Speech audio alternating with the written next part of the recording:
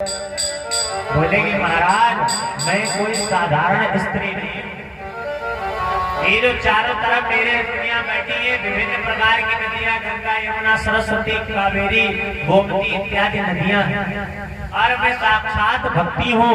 और मेरे दो बालक हैं, एक का नाम है ज्ञान और एक का नाम है वैराग्य, मेरी गोदी में लेते हैं और ये बूढ़े हो चुके हैं। उस स्त्री ने पता क्या बताया, मैं हूँ लौकिक सुंदरी नहीं। आप ये मत समझ रहे कि मैं कोई साधारण स्त्री हूँ, मैं साक्षात भक्ति हूँ। मैं हूँ लौकिक सुंदरी नहीं, सब भक्ति मुझे बतलाते हैं।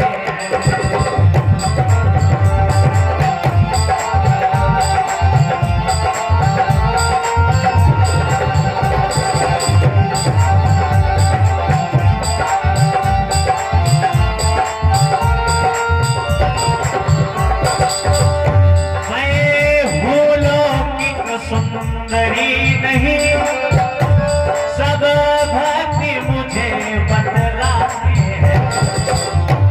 ये दोनों ज्ञान विराग रूप, ये जो तो मेरे गोदी में लेते हुए हैं, एक का नाम है ज्ञान और एक का नाम है वैराग्य। ये दोनों ज्ञान वैराग्य रूप मेरे बेटे कहे।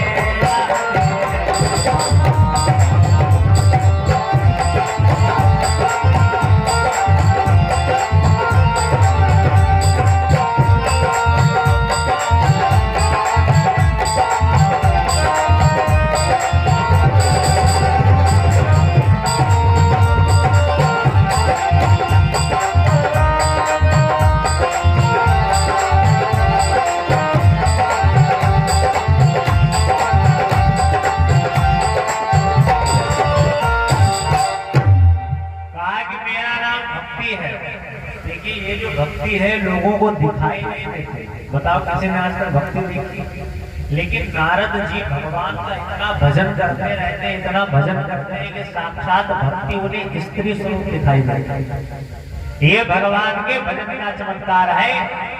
भक्ति ने कहा कि मैं विभिन्न जगह गई, लेकिन जैसे मैं वृंदावन आई तो वृंदावन से संयोगात पुनस्तम तरुणी नवा, वृंदावन आते ही भक्ति तो जवान हो गई, लेकिन जो ज्ञान और वैराग्य है वो बूढ़े हो गए। इसका मतलब पता क्या है?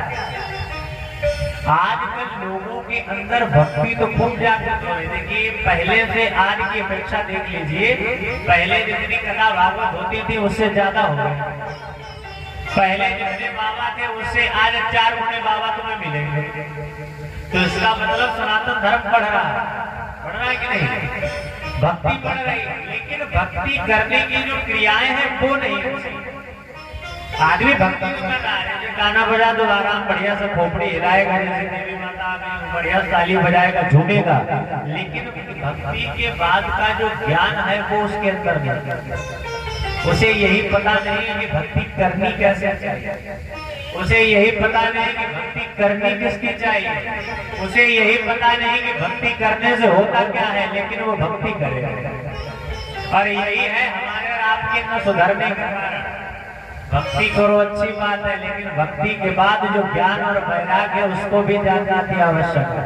और इस कथा के माध्यम से ज्ञान और वैराग्य के बारे में आप समझ जाएंगे। नारद जी ने कहा देखिए भाई, हम पूरी कोशिश करेंगे आपके बेटों को नवयुवक अवस्था में लाने। अब नारद जी ने क्या किया, जितने भी शास्त्र से वेद पुराण थे सब एक एक करके सुनाना प्रारंभ कर दिया। गीता पाठे घोर घोर न जाने कितनी बार गीता के अध्याय सुना डाले, लेकिन थोड़ा बहुत तो उनमें चेतना आई, लेकिन वो पुनः जैसे के तैसे हो गए। अब नारद जी बड़े विचार में पड़े, तो नारद जी की भाई बेइज्जती हो रही। नारद जी ने क्या किया, नारद जी ने प्रण ले लिया कि मैं दोनों बालकों को ठीक कर दूंगा, लेकिन जितनी चूर्ण चटनी थी वो तो सब चली गई, बच्चे ये ठीक कैसे होंगे? अब नारद जी बड़ा परेशान हो गए। जैसे नारद जी परेशान हुए, तुरंत ही आकाशवाणी हुई। राजवाड़ी ने पता क्या कहा, ए तदर्थे सुसत्कर्म सुरर से तुम समाचार। बोले नारद जी आप सत्कर्म कीजिए। अब आप अपने मन में विचार करें, नारद जी इतनी देर से गीता भागवत रामायण महाभारत सुना रहे, क्या ये सत्कर्म नहीं? सत्कर्म है कि नहीं? अच्छा अगर ये सत्कर्म नहीं है तो सत्कर्म होता कैसा?